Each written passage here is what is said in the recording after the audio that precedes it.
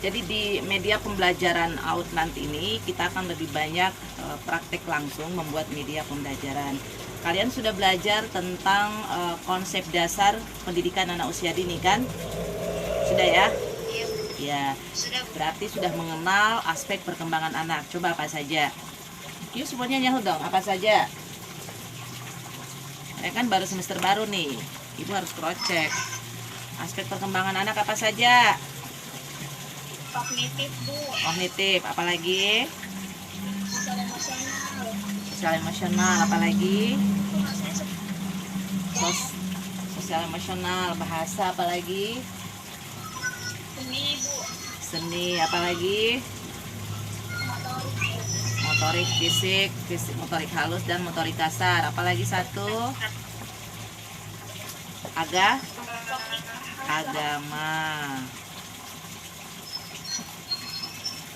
Nilai agama dan moral, Bu. Iya, agama dan moral ya. Oke. Menghalang ini kita mau baca PowerPoint. Ya. Nah, ini ada beberapa pengertian media. Media segala sesuatu yang dilakukan untuk menyampaikan pesan. WhatsApp media nggak? Media, Bu. Media. Facebook media. Media. Instagram, Twitter. Iya. Kalau itu kalian sudah pasti tahu, tapi jangan hanya tahu media sosial saja ya. Tapi harus juga mengenal media-media yang tidak berbasis IT. Karena namanya anak usia dini, keterbatasan mereka untuk memahami IT itu masih sangat terbatas ya, masih sangat terbatas, sehingga adik-adik sebagai guru PAUD ke depan nantinya juga tetap harus memahami media-media yang bukan IT. Nanti Bu jelaskan ada beberapa macam media pada pendidikan anak usia dini. Untuk mata kuliah pengembangan media ini kan ada 16 kali pertemuan ya. Pertemuan pertama, kedua, ketiga mungkin kita akan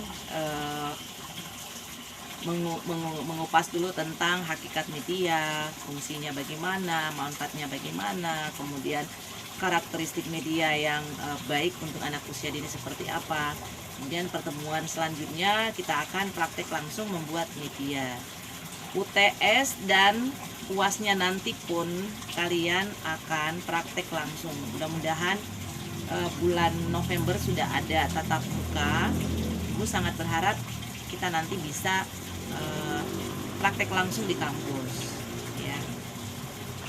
Di sini Ibu mengambil ada dua pemahaman tentang media. Pertama, segala sesuatu yang dilakukan untuk menyampaikan pesan, suatu perantara yang bisa menghubungkan semua pihak. Nah, kalau guru PAUD antara guru dan anak, ketika mereka terjadi suatu proses interaksi dalam proses pembelajaran, maka disitulah media sangat berperan ya. Bisa dipahami? Lanjut.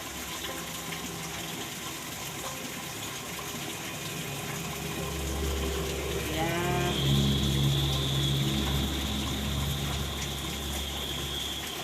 Kursornya Ibu ini ya.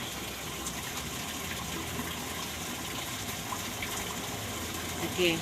Prinsip media, ini kelihatan nggak tulisannya agak kecil ya. Prinsip media ini ada dua pendapat menurut Asnawir. Pertama, media merupakan suatu sistem pembelajaran. Nah, artinya apa? Media tidak asal media juga. Di dalam menerapkan sebuah media pembelajaran, itu harus ada sistem yang guru lakukan. Ya kan? Contoh nih, ketika akan belajar hari ini mungkin anak-anak Anda akan belajar tentang perkembangan fisik motorik.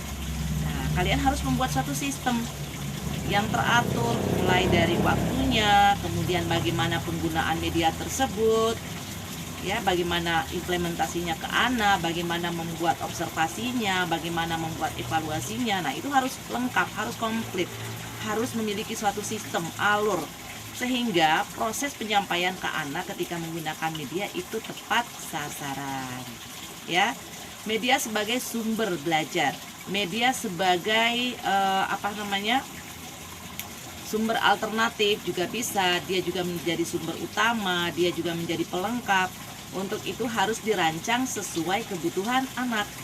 Ya, harus terorganisir, berbasis perkembangan aspek anak. Kalian kan sudah memahami tadi ada 6 aspek perkembangan anak: bahasa, agama, sosial emosional, kognitif, seni, fisik, motorik, dan motorik halus. Ketika membuat media, kalian harus paham bahwa media ini untuk menstimulasi aspek perkembangan yang mana. Bisa juga satu media tapi mampu menstimulasi semua aspek perkembangan anak. Itu namanya media tematik. Nah, sekarang kan sistem pembelajaran di PAUD masih bernuansa tematik. Jadi kalian harus berpikir kreatif bagaimana bisa membuat satu media, tapi media itu mampu untuk menstimulasi perkembangan anak. Nah, nanti kita di pertemuan tatap muka, insya Allah kita akan membuat medianya. Terkadang ada satu media, tapi hanya mampu menstimulasi satu perkembangan anak saja. Sekarang kan sistem tematik. Ketika kalian mengajar, semua aspek perkembangan anak pada hari itu harus tercover semua. Nah, untuk itu buatlah satu media, di mana media itu sebisa mungkin mampu untuk menstimulasi semua aspek perkembangan anak. Ya minimal 3 aspek perkembangan lah. Kalau tidak sanggup untuk tidak sanggup untuk semua aspek perkembangan anak, ya minimal 3 atau 2 aspek yang bisa terstimulasi di media tersebut. Kemudian media harus memiliki fungsi dan tujuan. Nah, kalau kamu membuat media nggak ada fungsinya juga kan buat apa gitu ya, itu akan menghabiskan waktu kalian membuat media. Mungkin ada yang bertanya, bagaimana dengan media yang dikomersialkan, artinya media yang harus kita beli? Bagaimana dengan media yang harus kita buat? Nah, itu tergantung dari yayasan tempat kalian mengabdi dan tergantung dari kreativitas kalian.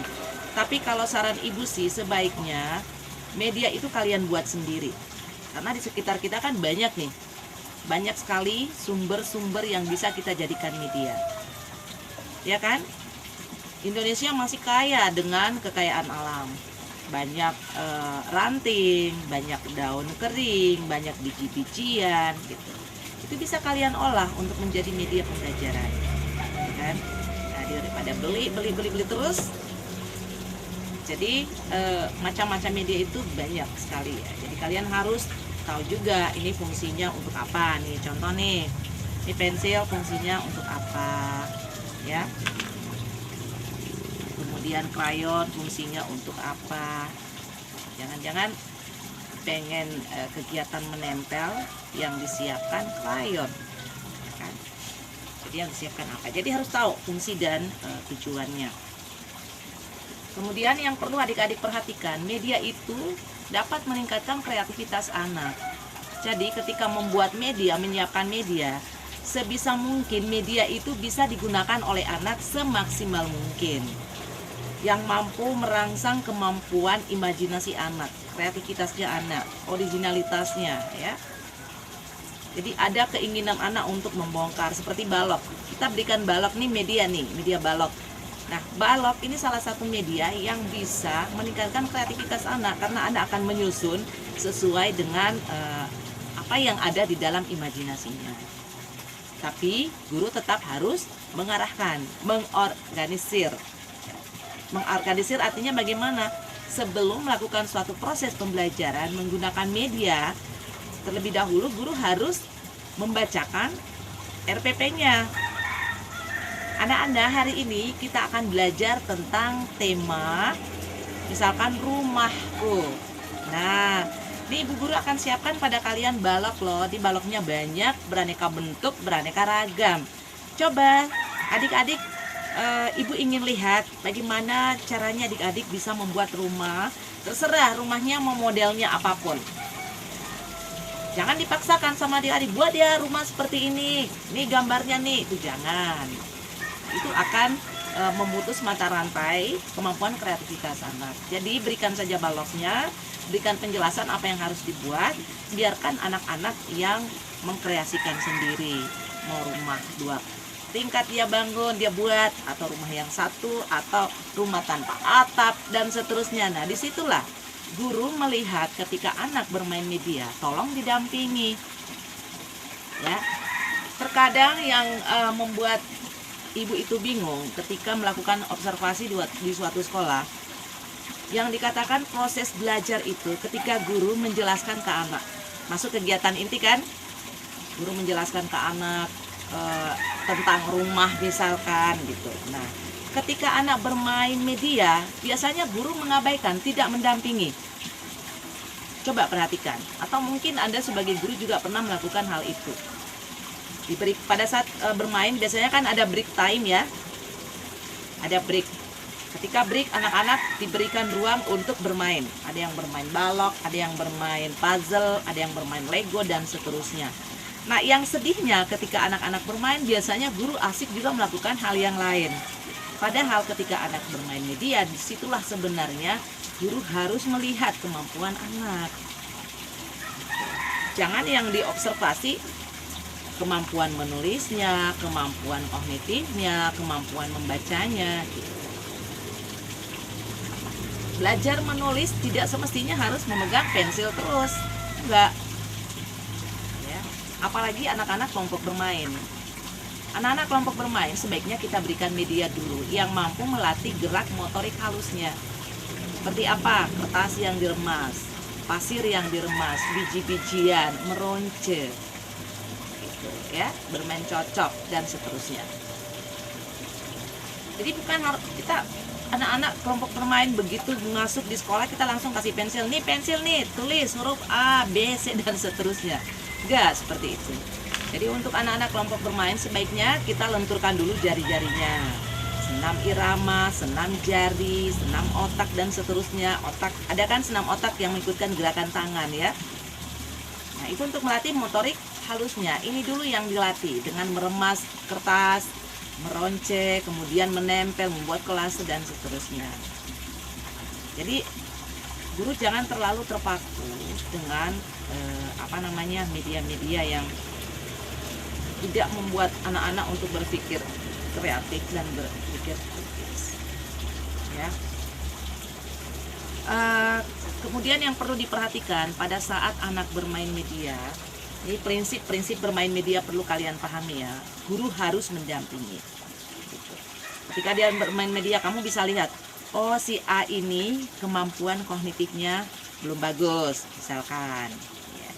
Dia memasangkan balok, misalkan ada kan membangun menara dengan berbagai ukuran balok, dari bulat yang paling besar sampai yang terkecil.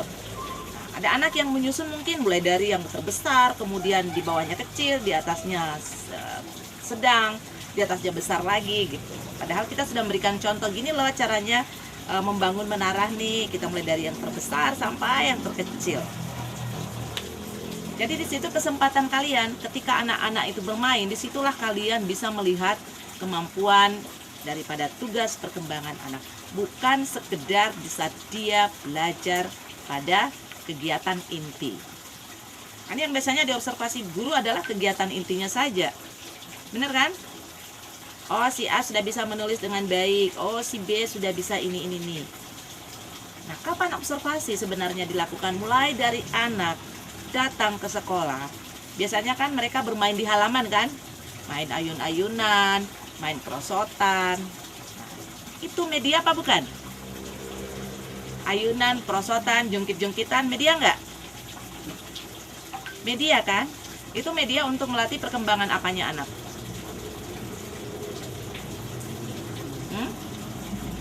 Itu media yang mampu melatih perkembangan apanya anak-anak tuh? Ayo, kan sudah belajar tentang konsep perkembangan anak. Ketika anak bermain jungkit-jungkitan, bermain ayun-ayunan, bermain perosotan, itu untuk melatih kemampuan apanya? Fisik, motorik kasar, atau motorik halus? Motorik. Iya. Jangan ragu dong menjawab. Waduh, motorik kasar ya. Selain motorik kasar, apalagi ketika dia bermain bersama dengan teman-temannya, bermain perosotan. Oh iya, kamu Jangan dulu dong, aku dulu yang ini. Gak saling berebutan. Itu apa itu? Antri dengan baik. Iya, sosial emosional. Artinya apa? Prinsip media itu mendampingi. Kalian harus mendampingi mulai dari anak itu masuk sekolah, kemudian masuk pembelajaran inti, kemudian tolong di ini ya, masuk pembelajaran inti, pada saat istirahat dan pada saat pulang. Disitulah kalian mengobservasi anak-anak kalian, bukan di saat kegiatan inti saja. Kan ada 3 tahapan ya.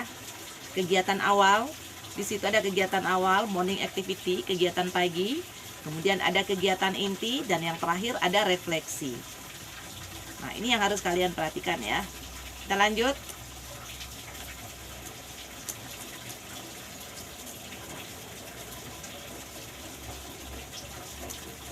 Oh, nggak mau ini ya.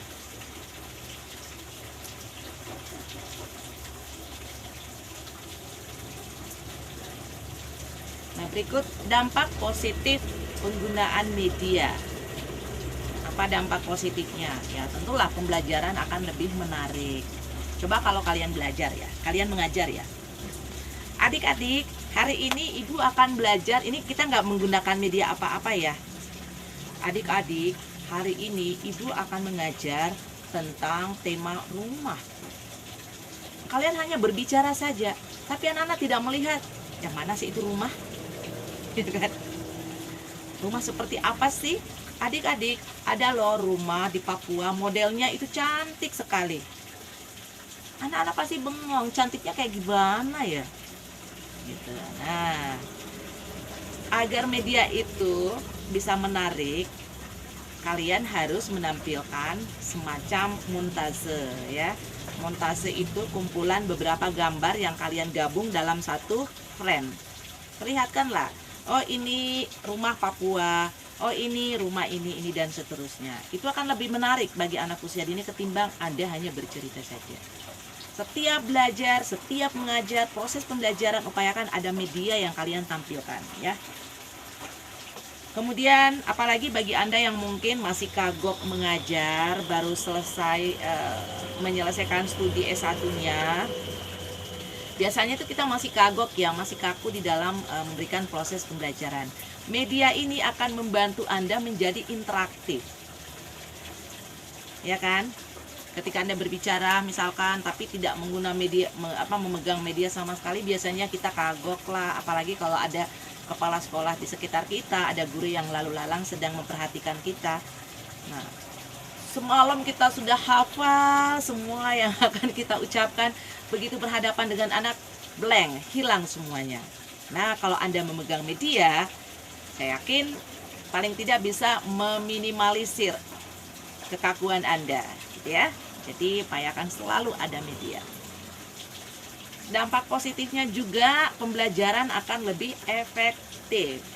Nah, kalau ada media itu sudah pasti lebih fleksibel, lebih efektif, menarik dan interaktif.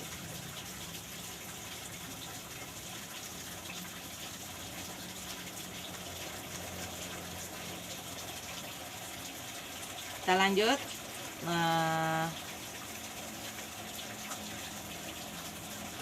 Ini hampir sama ya yang disampaikan oleh Hamalik. Jadi ini fungsi tujuannya dalam menyampaikan materi itu bisa diseragamkan menjadi interaktif, menarik, dan meningkatkan kualitas hasil belajar anak. Yang paling penting di sini adalah meningkatkan kualitas hasil belajar anak. Anda yang saat ini sudah jadi guru, coba bandingkan ketika Anda mengajar tidak menggunakan media dan mengajar menggunakan media yang interaktif, yang menarik bagi anak, pasti Anda bisa melihat perbedaannya ke anak.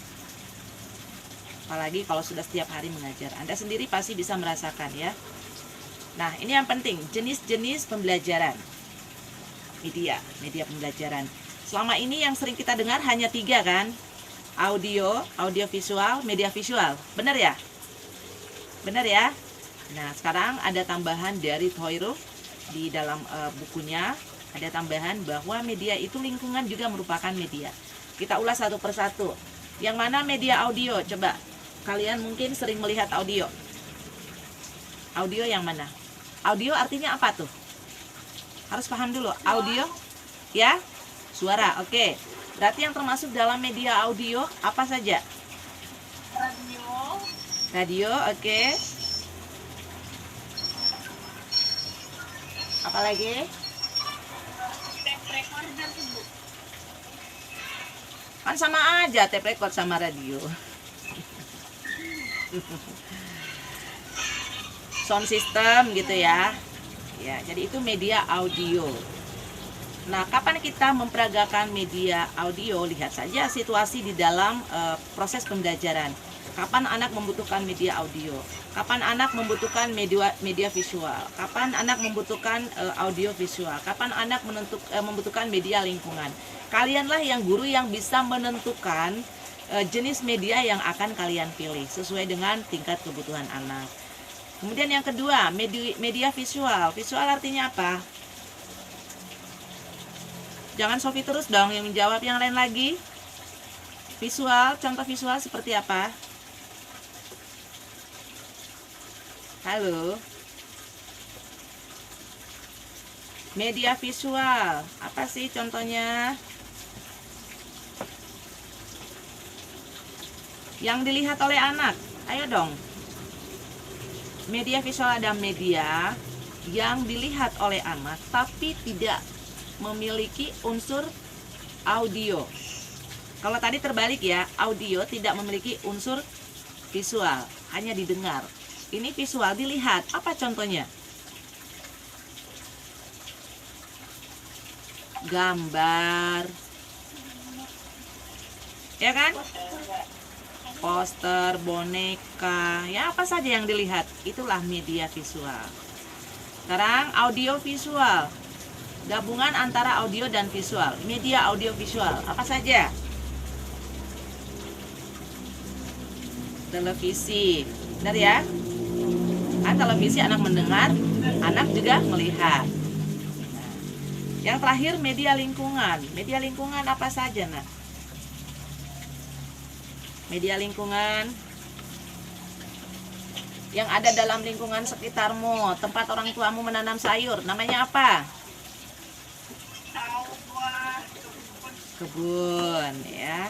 Kalau di sekolah PAUD biasanya masuk dalam kategori farming, ya. Biasanya guru-guru PAUD itu memasukkan dalam kegiatan pembelajaran media lingkungan farming. Farming artinya berkebun. Media lingkungan misalkan mengajak anak-anak ke kebun binatang, mengajak anak-anak ke lingkungan sekitar untuk melihat tanaman, pepohonan dan seterusnya. Jadi jangan kaku mengajar di dalam kelas terus, bosanlah anak-anak deh. Sekali-sekali kita bawa keluar ke media lingkungan. Yang pasti, yang perlu kalian pahami di sini dalam tanda kutip, apapun media yang kalian harus terapkan, itu kalian harus memperhatikan aspek perkembangan anak. Biasanya kalau media lingkungan itu pada umumnya diterapkan di sekolah-sekolah alam. Mereka melakukan penerapan media lingkungan dengan outbound. Outbound misalkan trekking, yang melakukan trekking di kebun. Nah, kegiatan trekking ini kan untuk melatih kemampuan motorik kasar anak satu. Kemudian melatih perkembangan sosial anak. Karena anak-anak akan berjalan. Di sanalah kita akan lihat bagaimana mereka mampu bekerja sama yang baik.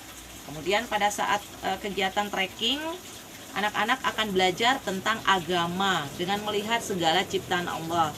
Pada saat trekking, anak-anak belajar akan melihat ciptaan Allah, warna-warni yang ada di sekitar mereka. Ini mohon maaf, zoomnya terputus, kita tunggu waktu dulu ya. Break dulu. Oke, kita lanjut lagi. Berikut kita akan ulas contoh-contoh media untuk anak usia dini.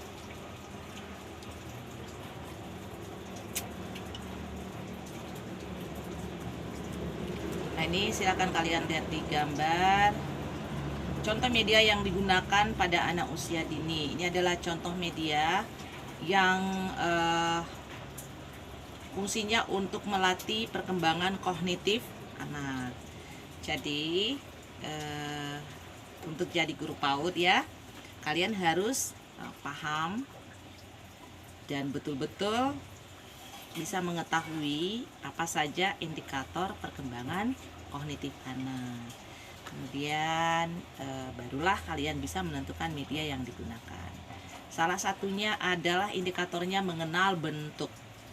Untuk anak usia dini cukup bentuk-bentuk yang sederhana saja, bentuk dasar, segitiga, persegi panjang, kotak, tabung, bundar ya. Ini kata bundar macam-macam. Ada yang mengasumsikan lingkaran, ada yang bundar, ada yang bulat. Ya. Kalau bulat itu seperti kelereng, itu bulat. Lingkaran biasanya 2 dimensi. Kalau bulat 3 dimensi. Nah, ini media yang saya perlihatkan adalah balok untuk melatih kemampuan kognitif anak. Misalkan balok bentuk, kita siapkan balok bentuk, kita siapkan balok angka, kita siapkan balok huruf. Ini media yang Ibu perlihatkan semuanya adalah media komersial, artinya media yang bisa kita beli. Tapi tidak menutup kemungkinan Anda harus kreatif untuk membuat media, tidak perlu harus beli. Contoh, untuk membuat media bentuk. Nah, di sekitar kita kan banyak kardus bekas ya. Kardus itu bisa kalian fungsikan untuk membuat media. Kita gunting, kemudian kita bungkus dengan kertas kado, kertas yang warna-warni. Ya, namanya perkembangan kognitif kan anak belajar juga dengan warna, belajar tentang rasa gitu. Belajar bentuk. Begitupun dengan angka. Tidak mesti harus beli terus balok-balok angka. Tapi coba kalian berkreasi. Banyak kok di YouTube bisa kalian searching perkembangan anak yang bisa melatih kemampuan motor, kemampuan kognitif anak. Tapi Ibu sarankan jangan menyontek karya orang. Tapi bagaimana kalian apa yang kalian lihat di YouTube itu menjadi inspirasi saja. Jadi ada gambaran umum, kemudian Anda berkreasi sendiri untuk membuat media-medianya. Bisa ya? Nanti kita akan membuat media seperti ini. Kemudian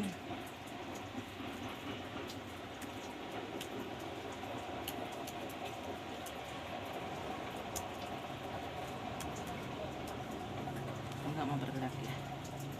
Berikut media yang bisa meningkatkan kemampuan motorik halus anak.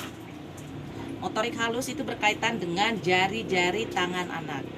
Indikatornya adalah anak belajar bagaimana melenturkan jari-jarinya, belajar ketepatan, ya, ketepatan dalam menulis, bagaimana memegang pulpen, bagaimana memegang gunting. Nah, itu semua yang harus distimulasi untuk kemampuan motorik halus.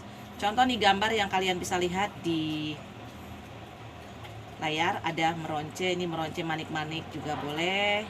Manik-maniknya bisa dengan berbagai bentuk. Nah, untuk anak kelompok bermain tidak perlu dulu harus kita pahamkan bahwa meroncelah dengan pola. Nah, yang mana itu pola? Misalkan merah, kuning, hijau, merah, kuning, hijau, berikutnya merah, kuning, hijau, itu namanya pola. Atau bulat, kotak, segitiga, bulat, kotak, segitiga, bulat, kotak, segitiga, itu namanya pola. Nah, itu tidak perlu dulu untuk anak kelompok bermain. Berikan saja dulu roncenya, berikan baloknya, biarkan dia yang meronce sendiri. Nanti ketika anak-anak itu sudah TKA, sebaiknya mereka sudah bisa meronce sesuai dengan pola yang ada. Jadi kalian harus melihat karakteristik anak tersebut, perkembangan anak tersebut, usianya terutama kalian harus lihat betul.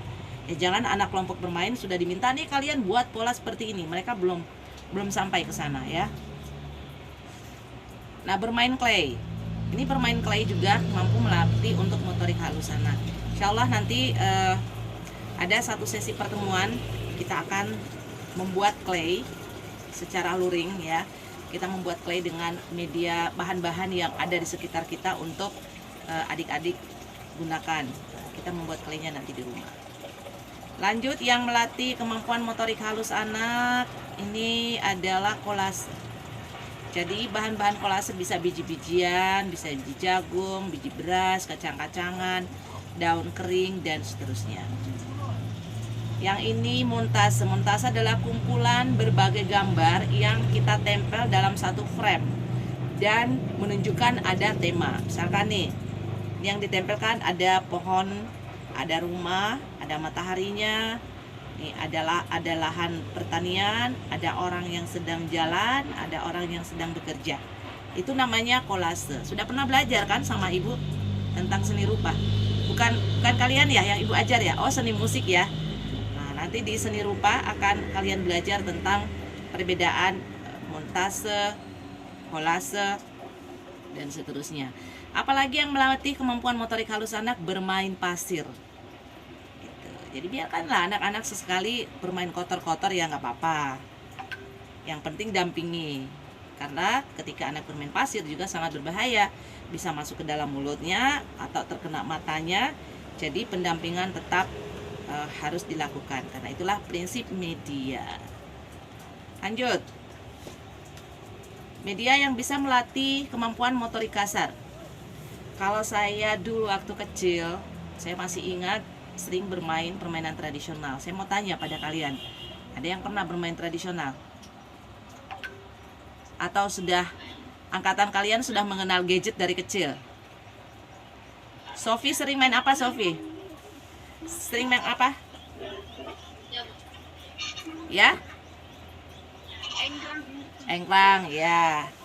Engrang itu kan melatih kemampuan motorik kasar anak, karena dia kan harus berlari ke kanan ke kiri, ya ada keseimbangan. Sesekali kadang mungkin dia harus berloncat gitu.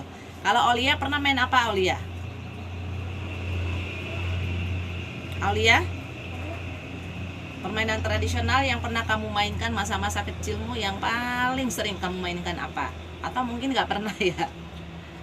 Pernah? Oh, lompat tali. Oke, lompat tali juga itu kan salah satu indikator kemampuan motorik kasar adalah melompat. Jadi indikator kemampuan motorik kasar melompat, berjalan, berlari, melempar, menangkap. Nah, itulah indikator kemampuan motorik kasar. Harus hafal kalian itu. Ya. Nah, meniti di atas papan titian seperti ini. Kalau tidak ada seperti ini di kampung kalian, aduh Bu, saya kan di kampung sekolahnya, susah untuk mendapatkan media papan titian. Solusinya apa? Bawa ke pematang sawah. Ya kan? Di pematang sawah itu kan jalannya agak-agak bagaimana ya? Penuh tantangan lah. Ajak aja anak-anak ke sana. Tapi pastikan nggak ada ular di sawah ya. Nah, itu akan menarik bagi anak. Jadi guru memang harus kreatif ya. Tidak mesti media itu menjadi penghalang bagi kalian di dalam melaksanakan proses pembelajaran. Di sekitar ada banyak sekali media yang bisa Anda gunakan. Nah, yang bisa melatih kemampuan sosial anak. Ini salah satu kegiatan adalah outbound. Jadi outbound biasanya anak-anak akan belajar seperti ini, merayap. Ya. Ini menyusun. Tapi permainan sosial, namanya sosial berarti lebih dari satu yang bermain, minimal 2, 3. Karena di sanalah anak-anak akan bersosialisasi. Bagaimana melatih kesabaran mereka, bagaimana mereka bersabar dalam antrian, bagaimana kemampuan mereka berbagi mainan, ya disiplin, tanggung jawab, membereskan mainan setelah bermain. Itu semua yang harus kalian lihat dan stimulasi untuk sosial anak. Nah, ini penting juga. Buat apa kognitifnya mantap tapi sosialnya tidak bagus. Jadi alangkah baiknya kalau kita berbicara tentang adab, maka sosial solusinya. Kalau kita berbicara tentang ilmu, maka kognitif. Yang mana duluan? Adab atau ilmu? Biasanya yang duluan adalah adab ya, ilmu menyusul. Nah, ini keduanya sering kan kalian dengar pepatah itu? Adab dan ilmu. Nah, adab, sosial emosional anak, itulah yang harus kita stimulasi sehingga anak memiliki etika, memiliki adab dalam bergaul, memiliki karakteristik yang baik ketika bergaul dengan anak. Berat ya jadi guru PAUD ya. Banyak banget yang harus kita lakukan. Sebenarnya kalau kita ramu semua disiplin ilmu itu ada di dunia PAUD. Belajar kedokteran ada, ya kan? Belajar IPA ada, olahraga ada, IPS ada, agama ada, apalagi bahasa ada. Semua di PAUD itu sebenarnya kalian ini orang hebat gitu. Kalau boleh saya bilang nih, kalian profesornya ilmu. Kenapa? Karena semua disiplin ilmu kalian pelajari gitu. Walaupun tidak mendalam sedalam-dalam gimana gitu ya, tapi paling minimal kalian sudah paham. Karena kalian ini adalah guru yang akan membekali anak, ibarat anak itu kertas putih. Kalianlah yang harus mencoret-coret kertas itu dengan 6 aspek perkembangan yang harus kalian matangkan ke dalam diri mereka sesuai dengan tahapan perkembangan anak. Berat ya, tapi saya yakin tidak berat. Diniatin aja. Kalian kuliah di PAUD, selain bisa kalian gunakan untuk anak didik Anda di sekolah, juga sangat berfungsi ketika Anda nanti berkeluarga, punya anak. Yang penting anaknya jangan jadi kelinci percobaan ya. Tapi betul-betul diterapkan dengan baik dan terorganisir. Karena bahaya juga kalau overstimulasi. Itu bisa menyebabkan anak menjadi overaktif. Kita lanjut. Ini kemampuan kognitif. Oh tadi sudah ya. Agama. Nah, untuk menstimulasi perkembangan agama juga banyak kok media yang bisa kita gunakan. Misalkan puzzle huruf hijaiyah, Lego huruf hijaiyah, balok huruf hijaiyah. Kemudian Anda juga bisa membuat mempelintir koran, ya, mempelintir koran, menggulung koran, kemudian diawetkan. Sebenarnya ada caranya sih ya, cuma harus praktek langsung. Kalau ibu melalui daring seperti ini sulit untuk kita ini peragakan. Yang terakhir adalah seni. Sebenarnya seni ini masuk di semua aspek perkembangan anak. Seni masuk di kognitif, seni masuk di sosial, seni masuk semuanya. Seni sebenarnya masuk, tapi sekarang kurikulum kita memisahkan lagi seni dan kreativitas. Nah, apa yang harus Anda kembangkan di sana? Ya, minimal Anda harus tahu indikator seni. Yang sederhana saja, kemarin kan sudah belajar tentang seni ya. Ada walaupun hanya seni musik gitu. Nanti juga kalian akan belajar seni rupa. Seni untuk anak usia dini, misalkan menggambar, apa yang harus kalian siapkan? Ada seni musik, ada seni rupa. Seni rupa juga terbagi lagi, ada 2 dimensi, ada 3 dimensi. Seni musik terbagi lagi, seni tari terbagi lagi. Nah, ini sangat kaya kalian sebenarnya.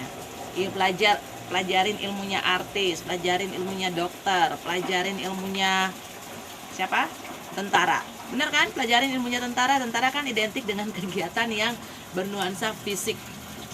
Gitu. Kan ada motorik kasar. Oke. Jadi kalian ini adalah guru yang hebat, harus bisa bernyanyi, harus bisa menari, bisa mengaji, dan seterusnya. Ada pertanyaan?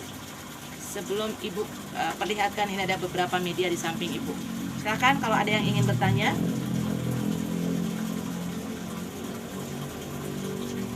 No question? Oke, next kita lanjut.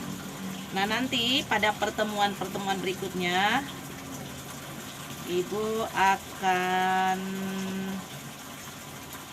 perlihatkan apa saja yang akan kita lakukan.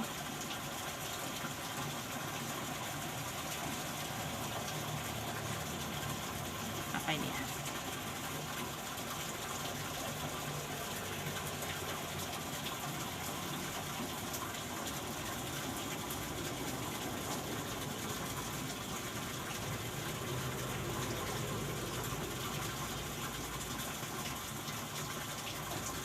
Ini Ibu akan perlihatkan materi-materi kita selanjutnya. Yang pasti di pertemuan ini kesimpulan Ibu, kalian sudah memahami media itu apa, prinsip media bagaimana, tujuannya bagaimana, manfaatnya bagaimana, dan bagaimana membuat media berdasarkan aspek perkembangan anak ya. Bisa dilihat ini. Hai. Do you You hear me? Do you hear me? Masih Oke, nah, ada Bu. Loading Bu. ya. Baru cuma file-file yang terbuka Bu. Ini tugas membuat media tidak kelihatan ya? Baru belum Bu, masih foldernya yang kelihatan Bu. Oh gitu. Padahal di sini sudah kelihatan. Masa sih?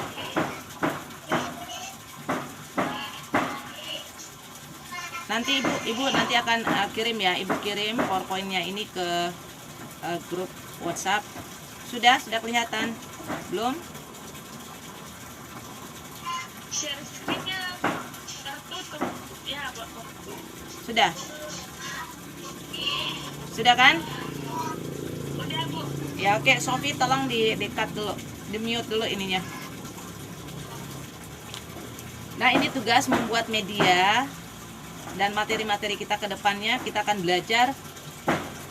Pada pertemuan keempat kita akan praktek membuat clay. Nah, saya berharap proses membuat clay ini minggu depan, Selasa depan kalian bisa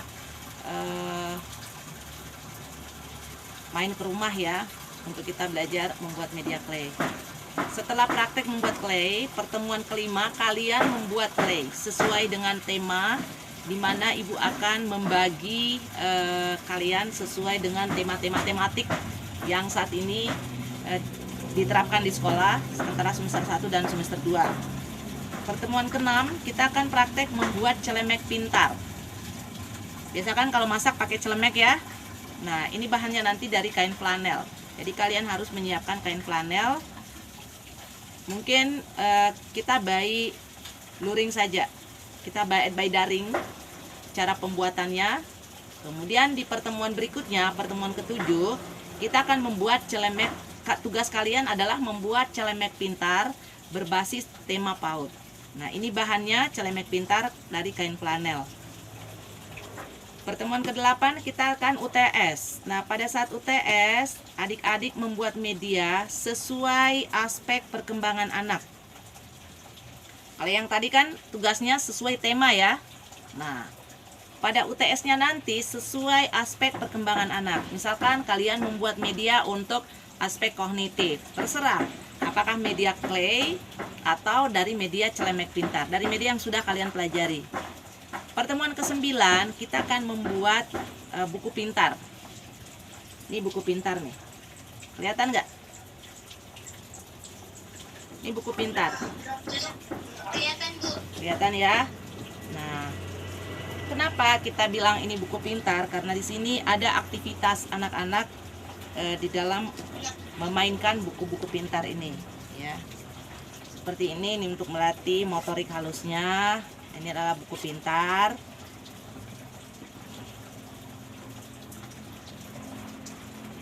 Nah, misalkan ini adalah puzzle kepik. Nah, ini kan bisa dibuka nih. Ini bisa dibuka semua.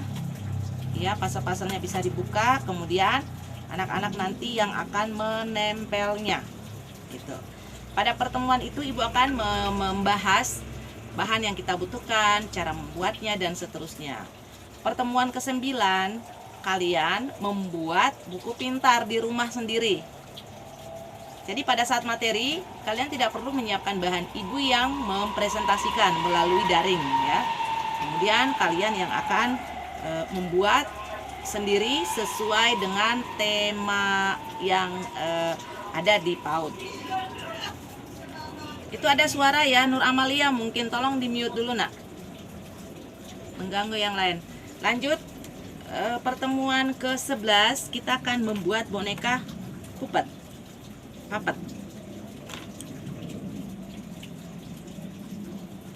Pernah lihat? Nanti ibu kirim ke YouTube ya, ada YouTube-nya ibu kok. Nih, dari kaos tangan. Hai, namamu siapa? Nah, kita akan membuat boneka ini ya. Jadi bahan-bahan yang kita butuhkan, bagaimana cara membuatnya, nanti ibu praktek langsung pada pertemuan ke berapa tuh? Ke-11. Nah, pada pertemuan ke-12 kalian yang harus membuat sendiri sesuai dengan tema ya.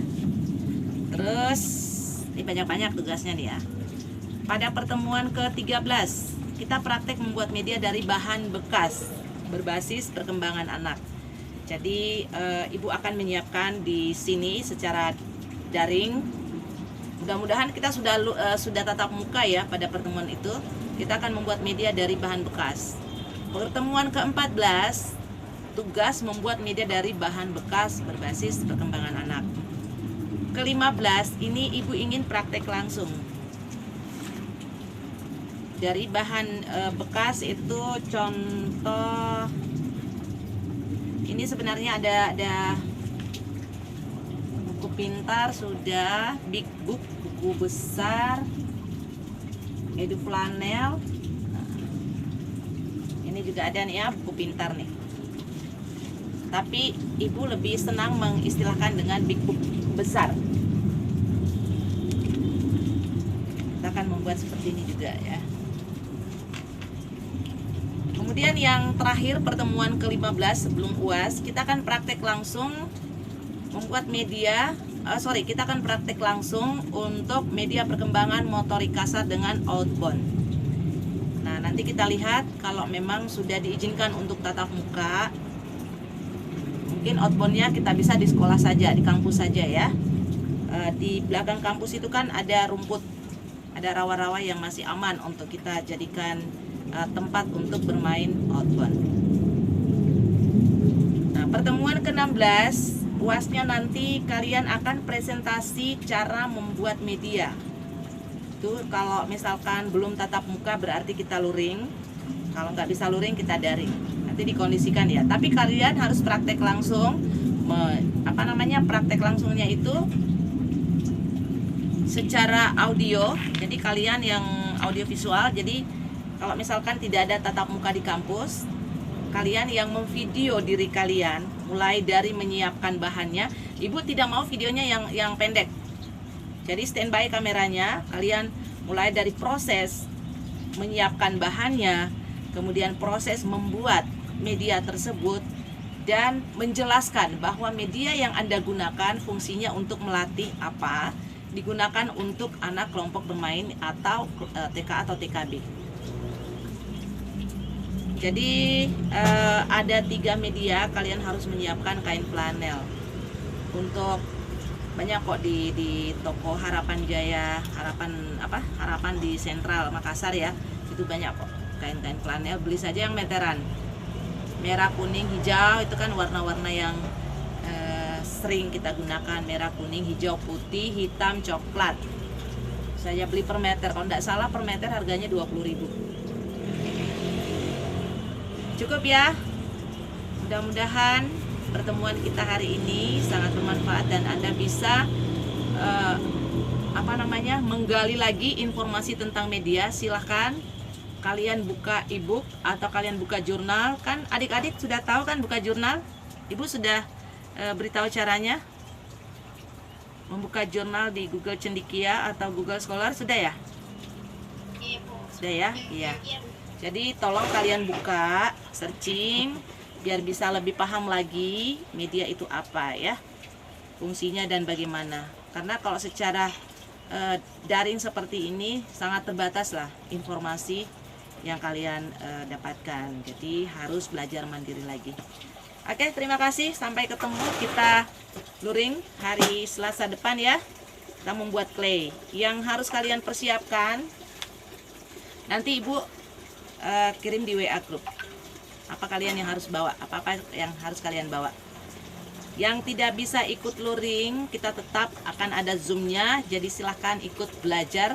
Jadi tetap menyiapkan bahan di seberang sana dengan mengikuti arahan kita di tempat luring. Terima kasih. Assalamualaikum warahmatullahi wabarakatuh. Waalaikumsalam warahmatullahi wabarakatuh. Terima kasih, Bu. Ya, sama-sama.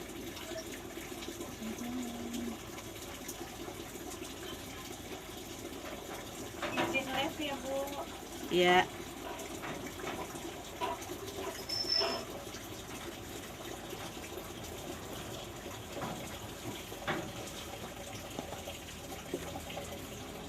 Terima kasih untuk Anda yang sudah nonton channel kami.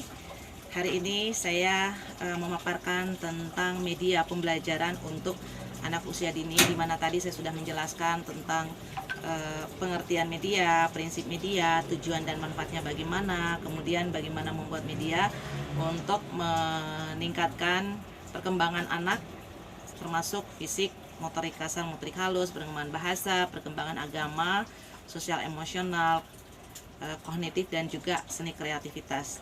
Mudah-mudahan pertemuan kami yang pertama ini sangat bermanfaat untuk Anda, terutama yang berkecimpung di dunia pendidikan anak usia dini.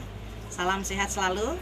Insya Allah next kita akan praktek langsung, di mana saya akan live juga membuat video tutorialnya cara membuat media dari bahan clay. Salam dari saya, Dr. Nirwana, MPD, salah satu dosen PG PAUD Universitas Islam Makassar. Salam sehat. Assalamualaikum warahmatullahi wabarakatuh.